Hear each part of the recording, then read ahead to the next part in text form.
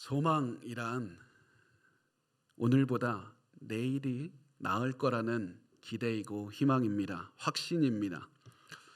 며칠 혹은 몇 년 후에는 오늘보다 내일이 훨씬 나을 거다. 그때는 지금보다 내 삶이 훨씬 좋아질 것이라는 확신이 소망입니다. 우리가 그리고 이 소망을 품으면 사람은 엄청나게 강해집니다. 못할 것이 없게 됩니다. 1년이나 10년이나 20년 후라 할지라도 그때 내가 버티면, 그때까지 버티면 내 삶이 나을 것이다, 지금보다 훨씬 나아질 거라는 그 믿음만 하나가 있으면 아무리 큰 고난도 버티게 됩니다. 이겨내게 됩니다. 그런데 반면에 내 삶은 아무리 버텨도 변하지 않을 것이다, 이 생각을 하면 절망하게 됩니다.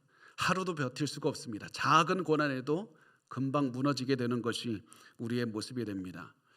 그래서 여러분, 우리의 삶을 돌아보셔야만 됩니다. 지금 나에게 중요한 것은 나는 소망이 있는가, 이겁니다. 만약에 여러분이 소망이 있다면 그 소망이 무엇입니까? 그 소망이 뭡니까? 우리가 이런 생각으로 내 소망이 뭐지? 내가 내일 1년 후 10년 후 변하게 된다, 그것을 우리가 무슨 근거를 가지고 소망을 가지고 있을까? 이런 생각을 하면 일반적으로 사람들은 이렇게 대답을 합니다. 일반적으로 사람들은 단순히 나의 삶, 나의 인생, 나의 단순히 재정, 이런 것들이 좋아질 것이라는데 우리의 소망을 갖고 있다는 것을 발견하게 됩니다. 조금만 더 기다리면 이 집 말고 더 좋은 집으로 갈 수 있고, 조금만 더 고생하면 내가 건강을 되찾을 수 있고, 조금만 더 기다리면 승진할 수 있고, 이놈의 빚도 내가 갚아버릴 수가 있고, 드디어 사람들에게 인정도 받을 수 있다. 조금만 더 기다리면 된다. 그리고 너무나도 특이하게 우리가 이런 소망을 더 많이 갖고 있는 때가 언제냐면 크리스마스가 가까이 오는 때가 바로 그때입니다. 우리가 크리스마스가 되면 우리가 작은 선물을 가족끼리, 친구끼리 주고받으면서 우리 소망 다 이루어질 겁니다. 그렇게 서로 격려하고, 그리고 소망이 이루어질 것이라고 생각을 하면서 따뜻한 마음을 갖게 되는 때가 성탄입니다. 분명히 이런 소망 가는 거 좋습니다. 중요합니다. 그렇지만 이 소망이 우리가 가진 전부라면 그건 우리가 다시 생각해야 됩니다. 이 소망이 우리가 가진 전부라면 우리 지금 큰 위기에 처한 겁니다. 왜 그럽니까? 자, 이 질문에 대해서 존 맥아더 목사님이라는 분이 이렇게 말씀을 하셨습니다. 복음은 본래 죄인이 원하는 것을 죄인에게 주지 않습니다. 죄인이 본래 원하는 것이 무엇입니까? 좋은 감정, 복, 치유, 행복, 부유함, 돈, 성공, 나를 위해서 일하는 천사들. 본래 거듭나지 않은 사람들도 이런 것들을 자연스럽게 원하게 됩니다. 그러나 이것들은 성령께서 거듭나지 않은 사람의 마음에서 역사하신 결과물이 아닌 겁니다. 복음은 죄인이 이미 원하는 것을 약속하지 않습니다. 오히려 복음은 죄인이 원하지 않는 것들을 주겠다고 약속합니다. 무엇입니까? 의로움, 거룩함, 용서, 천국, 그리고 이 모든 것들을 압도하는 그리스도를 주신다는 사실입니다. 이것이 바로 우리 그리스도인들이 궁극적으로 가지고 있는 소망이어야만 하고, 그렇기 때문에 우리 그리스도인들과 불신자들의 소망이 다를 수밖에 없는 겁니다. 우리 그리스도인들의 궁극적인 소망과 불신자들의 소망은 전혀 다른 겁니다. 그래서 우리가 만약 세상 사람들과 동일한 소망만 가지고 살고 있다면 우리 잘못 살고 있는 겁니다. 하나님께서 우리 그리스도인들에게 주시는 궁극적인 소망은 복음 안에서만 찾을 수 있고 그리스도 안에서만 찾을 수 있습니다. 그래서 우리가 어떠한 소망을 가져야 됩니까? 내가 그리스도 안에서 더 거룩한 삶을 살 수 있을 것이다, 이것이 나의 소망이 되어야만 되고, 그리스도께서 나를 더욱더 예수 그리스도를 닮게 만들어 주실 것이다, 이것이 나의 소망이 되어야 되고, 내가 이 생명이 끝난 다음에서도 예수 그리스도와 함께 영원히 천국에서 산다, 그것이 나의 소망이 되어야만 되는 겁니다. 세상이 끝난 다음에도 우리는 천국 간다는 소망이 있어야만 되는 겁니다. 그리스도인이라면 당연히 이 소망 가지고 있어야만 됩니다. 그런데 너무 안타깝게도 많은 그리스도인들이 이 그리스도 안에서만 얻는 소망에는 관심이 없고 세상 사람들과 똑같은 소망만 가지고 살아갑니다.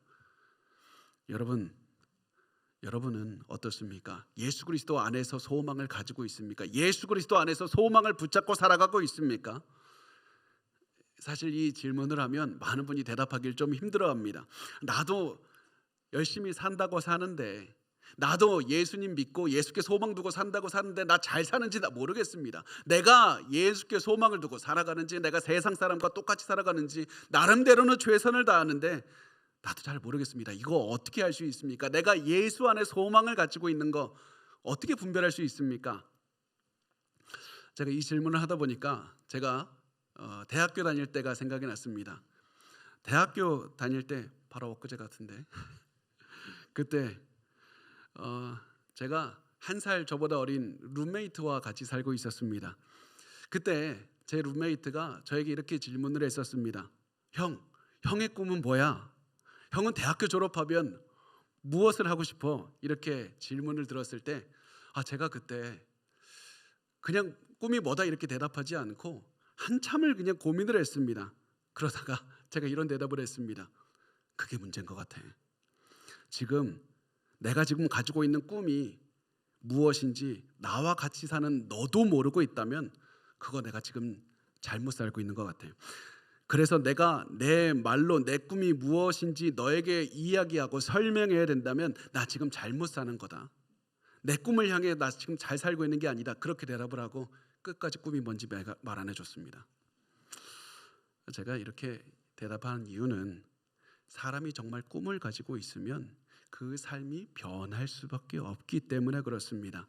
내가 진정으로 꿈을 가지고 있으면 옆에 있는 사람이, 가족이, 내 룸메이트가, 내 주변 사람들이, 내 직장 동료가 굳이 물어보질 않아도 내 삶을 보면 내 꿈이 뭔지 알 수 있어야만 되는 겁니다.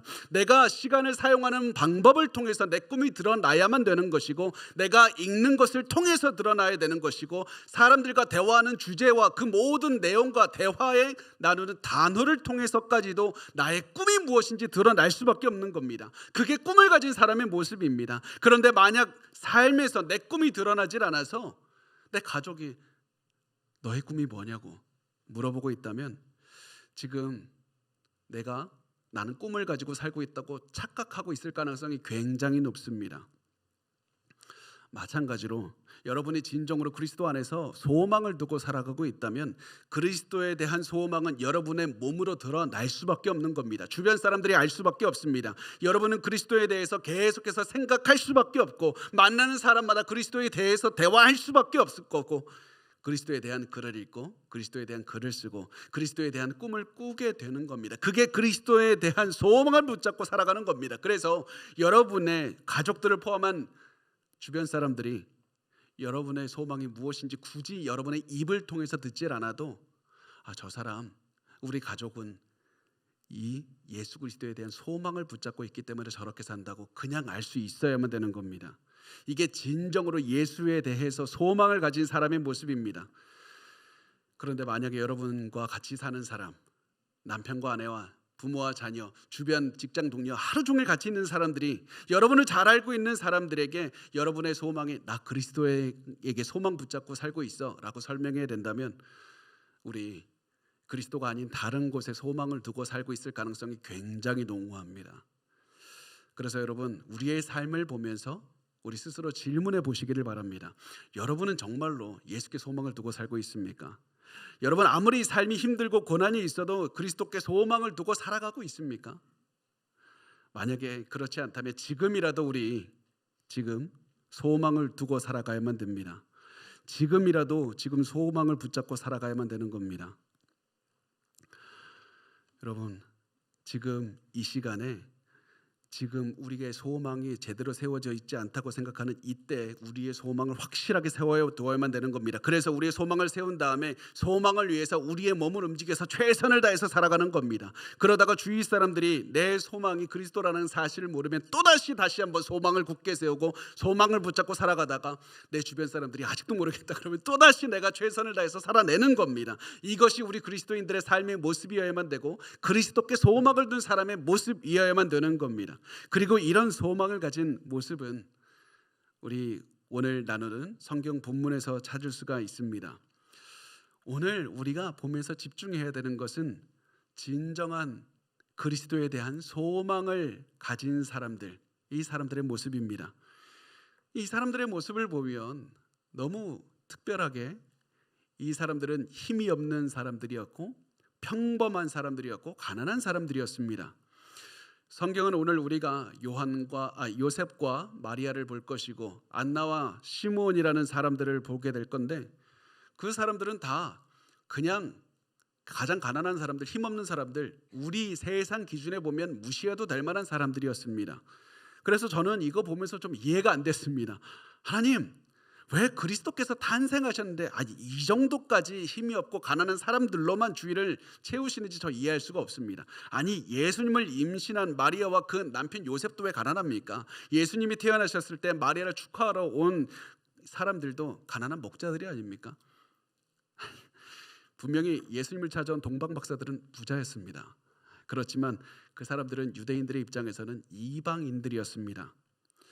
도대체 좀 유대인들이 높이는 그런 사람들이 와서 좀 예수님 축하하면 되지 않습니까?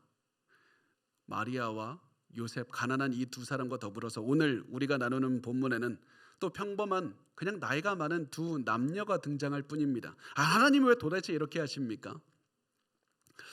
제가 사실 머리로는 이해가 가는데 마음으로는 이해가 안 가서 답답해하고 있었을 때 제가 하나님께 기도를 했고 또 기도하면서 또 고민하는 가운데 하나님께서 두 가지 이유를 깨닫게 해주셨습니다. 하나님께서 이렇게 평범하고 가난하고 보잘것없는 사람들로 예수님 주변에 예수님의 탄생을 축하하러 오게 하신 이유가 무엇이냐? 첫 번째, 하나님께서 나를 사랑하기 때문이다. 하나님 나를 사랑하기 때문이다. 내가 초라하기 때문에 예수님께서 세상에서 보기에 가장 초라한 곳에 초라한 모습으로 오셨고 가장 초라한 사람들이 예수님께 오게 하셨다. 내가 세상의 기준에서 아무것도 아니니까 아무것도 갖지 못한 사람들이 예수님을 찾아오게 하시는 겁니다. 나 같은 사람도 그리스도께 와서 그리스도를 믿고 그리스도께 소망을 두고 살아갈 수 있다고, 너도 할 수 있다고 알려주시기 위해서 이렇게 하신 겁니다. 그 마음으로 제가 성경을 보니까 예수님께 나온 사람들이 다 나 같은 사람들이구나, 내가 여기 있네, 이 사실을 알게 된 겁니다. 가난한 사람, 세상에 인정받지 못한 사람, 버림받은 사람, 죄 때문에 애통하는 사람, 이 모든 예수님 주변에 있는 사람들을 보니까 자랑할 수 있는 게 아무것도 없는 사람들밖에 없었습니다. 그게 나구나. 그래서 성경은 나에게 너도 소망을 두고 예수를 믿을 수 있다고 말씀을 하고 있구나. 그걸 깨닫게 된 겁니다. 그러니까 그때 제가 감격에 겨워서 이 찬양을 계속 부른 기억이 납니다.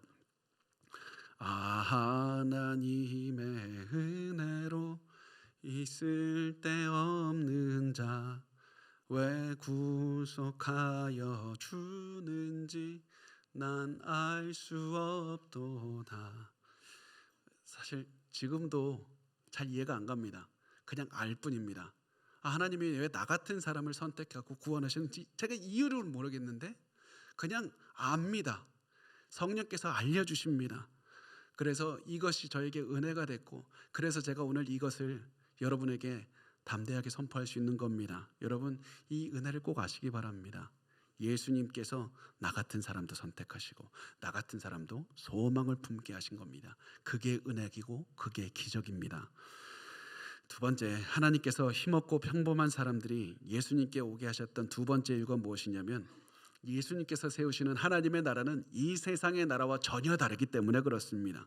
우리는 꿈꾸는 게 뭡니까? 우리의 소망은 돈 많이 갖는 겁니다. 권력 갖는 겁니다. 우리를 힘들게 했던 사람들 내가 발로 짓밟는 겁니다. 그렇지만 예수님께서 세우시는 나라는 가난한 사람도 하나님 안에서 부유하게 되는 곳입니다. 권력이 없는 사람도 귀중하게 여김을 받는 곳이고 능력이 없는 사람도 소외받지 않는 곳입니다. 그 어떠한 사람도 하나님 안에서 소망을 품을 수 있는 은혜를 체험하는 곳이고 그 소망이 이루어지는 곳이 바로 예수 그리스도께서 통치하시는 나라가 되는 겁니다. 하나님께서는 너희의 왕 예수가 이런 분이라고 이렇게 보여주고 있는 겁니다. 그 어떤 사람도 예수께 오면 소망을 품게 하시고 자유를 체험하게 하시고 소망으로 인해서 변화된 인생을 살게 해주신다. 너희의 왕 예수는 이런 분이다. 이것을 보여주고 있는 겁니다. 그리고 성경은 그 사실을 굉장히 계속해서 보여주는데 오늘 말씀을 통해서도 잘 보여주고 있습니다. 그 사실이 잘 드러나는 사람들, 우리가 오늘 나눌 4명 중에 2명을 우선 먼저 보도록 하겠습니다. 마리아와 요셉을 먼저 보겠습니다. 누가복음 2장 22절에서 24절은 말씀합니다. 모세의 법대로 정결 예식의 날이 차매 아기를 데리고 예루살렘에 올라가니 이는 주의 율법에 쓴 바 첫 해에 처음 난 남자마다 주의 거룩한 자라 하리라 한 대로 아기를 죽게 드리고 또 주의 율법에 말씀하신 대로 산 비둘기 한 쌍이나 혹은 어린 집비둘기 둘로 제사를 하려 함이더라. 아멘.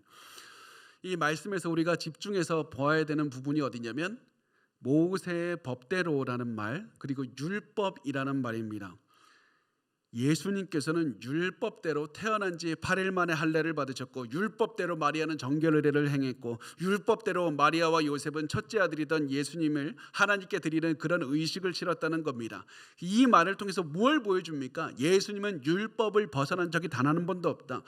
누가가 이 사실을 강조하는 것은 예수님께서는 아기 때부터, 예수님이 나중에 성인이 되었을 때가 아니라 아기 때부터 율법을 하나씩 이루어가고 계셨다는 겁니다. 이게 왜 중요합니까? 우리를 위해서 중요한 겁니다. 사람이 구원을 받으려면 가장 중요한 게 뭡니까? 하나님께서 주신 모든 율법을 완벽하게 지켜야 되는데 우리는 율법을 지키지 못하니까 그래서 죽을 수밖에 없게 되었습니다. 그래서 예수님께서 우리를 대신해서 율법을 다 이루어 주셨고, 우리를 대신해서 죽어 주셨고, 우리를 대신해서 부활하신 겁니다. 그래서 예수님께서 우리를 대신해서 죽으셨다는 그 사실을 믿기만 하면 우리도 구원을 얻을 수 있다. 그래서 예수님을 믿기만 하면 하나님께서는 우리를 아무런 죄도 저지르지 않은 사람처럼 대해 주시는 겁니다. 그래서 누가는 지금 예수님께서 아기 때부터 율법을 하나하나 지키셨다는 말씀을 강조해서 예수님만이 너희의 소망이 된다. 예수님께서는 어린 아기 때부터 모든 율법을 지켜가면서 끝까지 완벽하게 사셨다. 그래서 예수님께서 너희의 소망이 되니 너희는 예수 그리스도께 소망을 두고 살아야 된다. 누가는 이 사실을 강조하고 있는 겁니다. 이렇게 예수님께서 아기 때부터 율법을 지키고 있었을 때 예수님 곁으로 한 사람이 다가왔습니다. 그 사람은 나이가 많은 시므온이라는 사람이었습니다. 25절에서 26절은 말씀합니다. 예루살렘에 시므온이라 하는 사람이 있으니 이 사람은 의롭고 경건하여 이스라엘의 위로를 기다리는 자라. 성령이 그 위에 계시더라. 그가 주의 그리스도를 보기 전에는 죽지 아니하리라 하는 성령의 지시를 받았더니. 여기서 보면 성경은 시므온의 나이가 몇 살인지 기록하지 않습니다. 다만 많은 학자들은 추정합니다. 시몬의 나이가 굉장히 많았을 것이다. 한 전통에 따르면 시몬의 나이가 113세였을 것으로 추정을 합니다. 우리는 시몬의 나이를 정확하게 알지 못합니다. 그렇지만 거의 확정적으로 알 수 있는 것은 시몬의 나이가 굉장히 많았다는 겁니다. 그런데 놀라운 것은 성경은 시므온의 나이에 대해서 기록하지 않습니다. 돈이 얼마나 많은지 기록하지 않습니다. 자식들이 얼마나 되는지 기록하지 않습니다. 단지 성경이 기록하고 있는 것이 무엇이냐면 시므온은 의롭고 경건하여 이스라엘의 위로를 기다리는 사람이라는 겁니다. 이 세 가지만 기록합니다. 의롭고 경건하여 이스라엘의 위로를 기다린다. 이게 시므온에게 가장 중요한 것이었습니다. 의롭고 경건한 것은 알겠는데 이스라엘의 위로를 기다리는 게 뭡니까? 이스라엘의 위로를 기다린다는 말은 메시아를 기다린다는 말입니다. 이 하나님께서 주시는 메시아를 기다린다는 말입니다. 메시아의 소망을 품고 메시아가 오시는 날만을 기다리는 사람이 시므온이었습니다. 시므온은 원래 메시아를 기다리는 사람이었는데 성령께서 시므온에게 찾아오셔서 너가 메시아를 보기 전에는 죽지 않을 것이다. 다시 말하면 메시아를 본 다음에 죽을 것이다. 이 말씀을 들었기 때문에 시므온은 더욱더 메시아의 소망을 품고 메시아가 오기만을 기다리고 있었습니다. 그리고 시므온이 메시아의 소망을 품고 있었다는 것은 단순히 시므온의 보이지 않는 마음을 보았기 때문에 알 수 있는 것이 절대 아니었습니다. 고령의 시므온, 굉장히 나이 많은 시므온이 몸으로 살아가는 모습을 통해서 시므온의 소망이 드러났던 겁니다. 우리는 시므온이 얼마나 오랫동안 메시아를 기다렸는지 알지 못합니다. 몇 개월 있을 수도 있고 몇 년이 됐을 수도 있습니다. 그렇지만 시므온은 이 기간 동안에 매일 예루살렘 성전으로 갔을 겁니다. 매일 아침 예루살렘 성전에 가서 사람들을 보면서 메시아를 찾았을 겁니다. 저 사람이 메시아인가? 저 사람이 메시아인가? 누가 메시아인가? 이런 생각으로 하루 종일 보고, 그리고 결국 아무도 찾지 못했을 때 밤에는 실망하는 마음으로 하나님의 말씀을 묵상하고 또다시 다음 날을 기다리는 겁니다. 그러면서 매일매일 그렇게 살아냅니다. 그러다가 제사장이 지나갈 때면 시므온 당신 무엇을 하고 있냐고 물어보면 시므온은 나 매일 메시아를 기다리고 있습니다. 이렇게 말을 했을 것이고 제사장도 왜 저 사람은 저렇게 살아가는가 이해하지 못했을 겁니다. 시므온은 자신의 소망을 사람들이 이해하지 못한다고 해서 상관하지 않았습니다. 그냥 시므온은 매일처럼 몸으로 매일 메시아를 기다리고 또 기다렸습니다. 그런데 그러던 어느 날 한 부부가 아기를 안고 오는 것을 보게 됩니다. 그리고 그 부부가 아기를 안고 있는 모습을 보고는 성령께서 시므온에게 알려주십니다. 저 아이다. 저 아이가 메시아다. 너가 그렇게 오랫동안 기다리던 메시아가 드디어 왔다. 시므온은 이 사실을 깨닫자 너무나도 기뻤습니다. 요셉과 마리아에게 갑니다.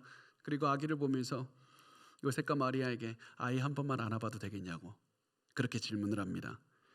이런 시므온의 모습을 성경은 이렇게 그리고 있습니다. 27절과 28절에 성령의 감동으로 성전에 들어가매 마침 부모가 율법의 관례대로 행하고자 하여 그 아기 예수를 데리고 오는지라 시므온이 아기를 안고 하나님을 찬송하여 이르되 시므온은 아기를 품에 안았습니다. 예수님을 품에 안고 자신의 품 안에 메시아가 있다는 사실이 너무 기뻤습니다.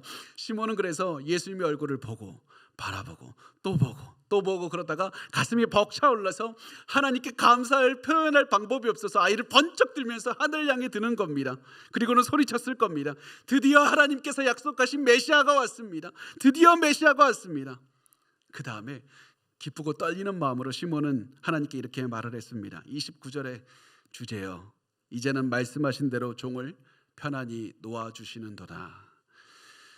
이 말은 하나님 제가 지금까지 하나님께서 주신 소명 다 완수했습니다. 하나님께서 말씀하신 명령 다 이루었습니다. 소망이 이루어졌습니다. 메시아를 받습니다.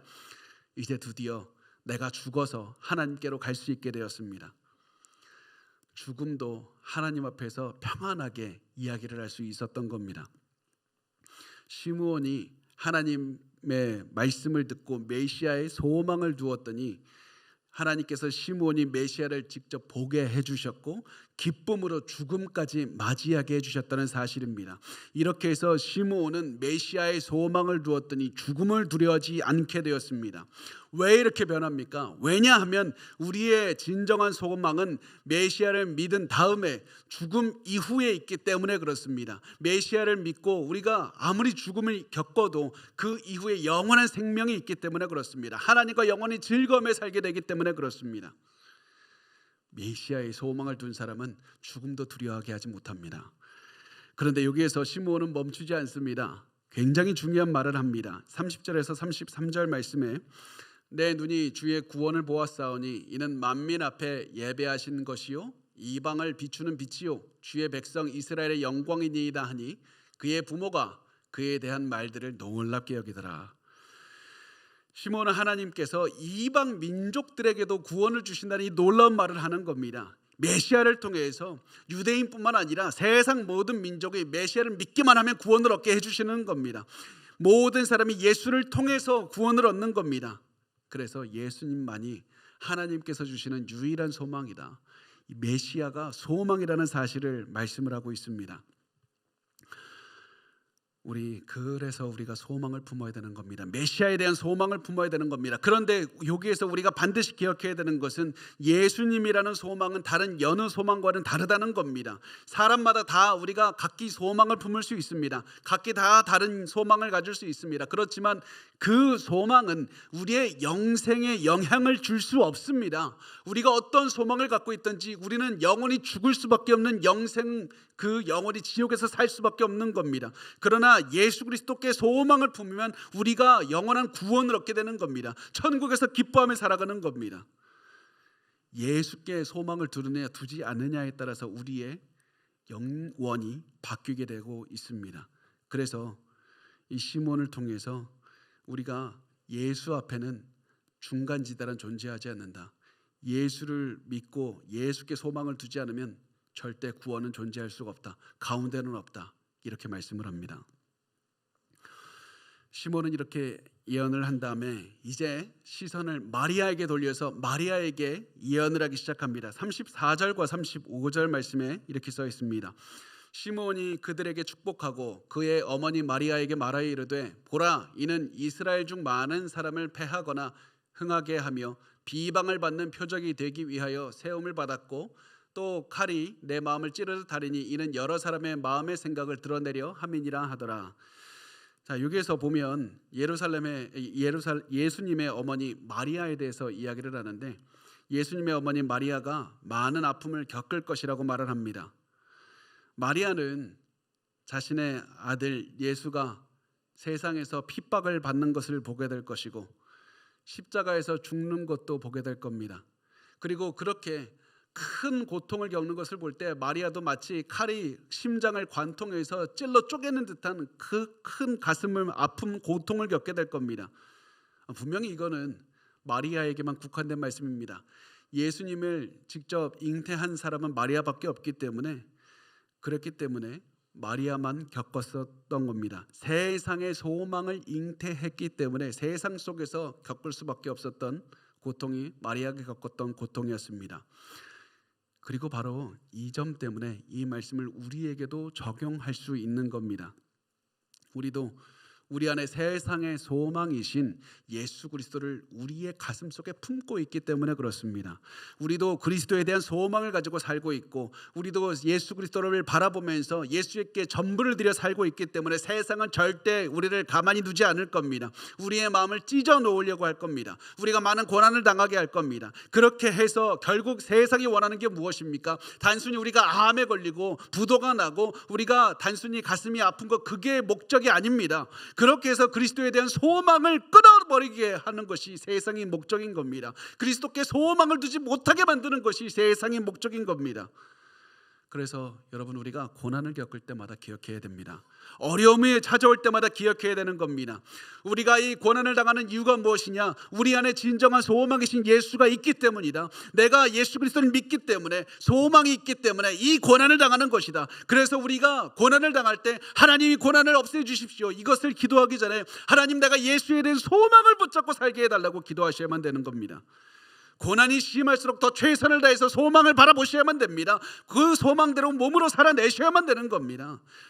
왜냐하면 고난이 왔을 때 우리가 가지고 있는 예수에 대한 소망이 진짜인지 아닌지 그때 비로소 알 수 있기 때문에 그렇습니다.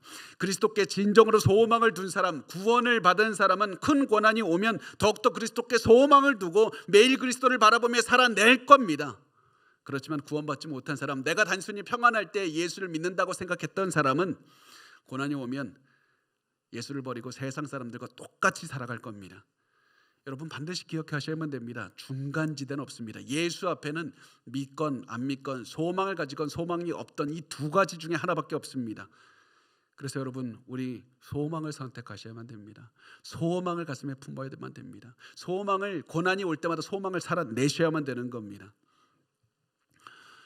이렇게 시므온이 말씀을 하면서 예수님을 보고 기뻐하면서 찬양하고 있을 때 시므온 혼자만 이 장소에 있었던 것이 아니었습니다. 근처에 있던 다른 한 사람이 이 모습을 보고 예수님께 오기 시작합니다. 그리고 그 사람은 안나라는 여자 선지자였습니다. 36절에서 38절 우리 같이 읽도록 하겠습니다. 시작. 또 아셀 지파 바누엘의 딸 안나라 하는 선지자가 있어 나이가 매우 많았더라. 그가 결혼한 후 7해 동안 남편과 함께 살다가 과부가 되고 84세가 되었더라. 이 사람이 성전을 떠나지 아니하고 주야로 금식하며 기도함으로 섬기더니 마침 이때에 나와서 하나님께 감사하고 예루살렘의 속량을 바라는 모든 사람에게 그에 대하여 말하니라. 아멘. 이 안나라는 사람을 짧게 소개하는데 안나는 7년 동안 결혼 생활을 하다가 과부가 되었다고 말씀을 합니다. 그런 다음에 이제 우리가 가지고 있는 개역개정 성경은 안나가 84세라고 번역을 하지만 많은 학자들은 안나가 남편이 죽은 후에 84년을 더 살았을 것이라고 홀로 살았을 것이라고 그렇게 주장을 합니다. 그래서 한번 그것을 기반으로 나이를 생각을 해보면 안나가 그 당시에 일반적으로 결혼하는 13세였다고 보면 13세에 결혼을 해서 7년 동안 결혼 생활을 하다가 그리고 84년을 만약에 혼자 살았다면 지금 안나의 나이는 한 104세 정도가 되는 겁니다. 엄청나게 많은 나이인 겁니다. 게다가 지금 우리 시대와 이 시대는 다릅니다. 우리 시대는 여자 혼자서 그래도 살만하지만 그 시대는 여자 혼자 사는 것은 너무 위험했습니다. 살아가기 너무 힘들었습니다. 많은 위험이 많았습니다. 그래서 남편을 일찍 여인 그런 과부들에게는 사회적으로 재혼을 하라고 강력하게 권했습니다. 그런데 안나는 재혼하지 않습니다. 단 한 가지 집중했습니다. 메시아를 바라보는 데 사용했습니다. 자신의 삶 전체를 메시아에 집중하는 데 사용했습니다. 아마 안나는 성전 근처나 성전 안에 있는 작은 집에 살면서 밤낮 성전을 떠나질 않았을 것이고 예루살렘 성전 안에서 메시아를 기다리면서 살았을 겁니다. 그런데 우리가 반드시 기억해야 되는 놀라운 점 하나가 있는데, 안나의 이런 모습을 보면서 성경이 뭐라고 말씀을 하냐면 안나가 하나님을 섬겼다라고 말씀을 한다는 사실입니다. 안나가 하나님을 섬겼습니다. 안나가 무슨 하나님을 섬깁니까? 지금 104세 지금 노인이지 않습니까? 무슨 나이가 이렇게 많고 이 힘도 없는데 어떻게 하나님을 섬겼다는 겁니까? 사실 이 말씀은 우리 시대에 있는 많은 어르신 성도분들이 하시는 말씀입니다. 내가 이렇게 나이가 많은데 하나님을 위해서 무엇을 할 수 있습니까? 그러면서 어떤 분들은 이렇게 나이 많은 사람이 살아있으면 주변 사람들에게 짐이 된다고 하면서 살아있는 게 미안하다고 말씀을 하십니다. 그런데 성경은 말씀합니다. 안나를 통해서 무슨 말씀합니까? 절대 그렇지 않다. 하나님께서는 안나를 보고 안나가 하나님을 섬기고 하나님께서 그 섬김을 받았다고 말씀하지 않습니까? 하나님께서는 안나를 인정해 주셨습니다. 그렇다면 안나는 어떻게 해서 하나님을 섬길 수가 있었습니까? 안나가 할 수 있었던 가장 중요한 한 가지, 주야로 금식하면서 기도했던 겁니다. 성전을 떠나지 않고 주야로 금식하며 기도했습니다. 안나는 메시아에 대한 소망을 품고 있었기 때문에 다른 고령의 사람들과 똑같이 쉬면서 인생을 즐기자라고 하지 않았습니다. 자신이 할 수 있는 최선을 다해서 메시아의 소망을 품고 자신이 할 수 있는 만큼 금식했고 자신이 할 수 있는 만큼 기도했습니다. 그리고 그 모습을 하나님이 보시면서 너는 하나님을 섬겼다, 내가 너의 섬김을 받아주마라고 말씀을 하셨던 겁니다. 이게 중요합니다. 안나가 메시아를 기다리는 마음을 가졌을 때 안나는 진정으로 자신이 할 수 있는 전부를 다했고 하나님께서는 그 인생을 가치 있다고 하시고 그 삶을 받아주셨던 겁니다. 여러분, 우리에게 중요한 것은 나이가 많고 적음이 아니라, 건강이 좋고 나쁨이 아니라, 돈이 많고 적음이 아니라 나의 주어진 자리에서 메시아를 바라보고 메시아를 그 소망을 둔 인생을 살아내는 겁니다. 최선을 다해서 발버둥치며 살아내는 겁니다. 그러면 하나님께서 여러분의 인생을 받아주십니다. 가치 있는 인생 살았다고 하십니다. 너가 대단한 인생, 사람들에게 드러나는 놀라운 기적을 행했기 때문이 아니라 너가 메시아의 진정한 소망을 두고 살았기 때문에 하나님께서 인정을 해주시는 겁니다. 안나가 메시아에 대한 소망을 품고 매일매일 소망을 가진 인생을 살아내자 하나님께서는 안나에게 예수님에 대해서 예언하도록 그렇게 해주셨습니다. 그래서 안나는 기뻐하면서 메시아에 대해서 전했습니다. 우리는 사람들이 안나의 예언을 듣고 메시지를 듣고 무슨 반응을 보였는지 잘 모릅니다. 아휴, 저분 이상해졌어 그렇게 반응을 했을 수도 있고, 아니면 저분이 하는 말엔 틀림이 없어 그러면서 집중해서 들었을 수도 있습니다. 그렇지만 우리에게 중요한 것은 안나는 사람들의 반응에 상관없이 소망을 둔 사람으로서 그 소망을 살아냈다는 겁니다. 그것이 성경을 통해서 안나의 모습을 우리에게 보여주고 있습니다. 여러분, 메시아에 대한 소식은 우리에게도 소망을 줘야 됩니다. 단순히 우리의 마음을 바꾸고 예수 믿으면 천국 간대 이 정도 수준이 아니라 우리가 오늘 살아가는 삶을 변화시켜야만 되는 겁니다. 1년 내내 단지 크리스마스 때만이 아니라 우리의 삶 전체를 변화시켜야만 되는 겁니다. 그러면 우리 마지막으로 예수 그리스도에 대한 소망을 품고 우리가 살도록 우리가 그 실천할 수 있는 방법이 무엇이 있습니까? 우리 간단하게 세 가지만 보겠습니다. 여러분, 첫 번째는 무엇이냐면 안나처럼 사십시오. 안나의 삶을 기억하십시오. 안나가 메시아에 대한 소망을 품었더니 사람들의 반응에 상관없이 메시아를 전하는 인생을 살게 됩니다. 상대방의 반응에 상관없이 메시아에 대해서 이야기를 합니다. 메시아를 찬양합니다. 그래서 우리도 이 모습을 보고 안나처럼 계속해서 우리의 입을 통해서 주변 사람들에게 메시아에 대한 소식이 전달이 되어야만 되는 겁니다. 그래서 우리가 저 사람을 보면 정말 예수를 위해서 예수께 소망을 둔, 예수밖에 소망이 없는 사람이라는 사실을 주변 사람들이 알게 하는 겁니다. 두 번째는 기도와 말씀을 루틴으로 삼으시기 바랍니다. 기도와 말씀으로 사셔야만 됩니다. 많은 분이 기도와 말씀으로 살아갑시다 하면 내가 기분이 좋아지면, 내가 몸이 좀 건강해지면, 요즘 너무 바빠요, 내가 돈 벌 시간도 없어요, 자식이 너무 힘들게 합니다. 여러분, 우리가 우리의 삶을 붙잡아 주는 것은 기도와 말씀을 읽는 루틴입니다. 근데 제 말을 듣고 저를 시험에 들게 하는 성도들이 있는데, 성경 한 장 읽고 기도 1분 하면 밥 먹을 때 기도 3번 한다고 하는 거 절대 안 됩니다. 여러분, 꼭 제가 부탁드릴 건데 하루에 20분은 할 수 있죠? 다 이게 시험 들겠네. 성경을 계속 읽고, 우리가 아무리 힘들어도 그냥 이동하면서 기도하는 것도 중요하지만 한 자리에 딱 시간을 모아서 기도하는 게 정말 중요합니다. 그냥 하나님, 제가 20분밖에 잘 시간이 없어요, 그러면 잠 안 자고 차라리 20분 기도하는 게 훨씬 좋습니다. 노려보지 마세요. 그렇게 하는 게 좋습니다. 그렇게 해서 매일 기도와 말씀이 쌓여가면 그게 나를 지켜주는 겁니다. 여러분, 그 기도와 말씀이 여러분의 마음에 소망을 지켜주는 것이고, 고난 속에서 소망을 붙들게 살게 해주는 겁니다. 소망으로 인해서 여러분의 인생과 가정을 지켜줄 겁니다.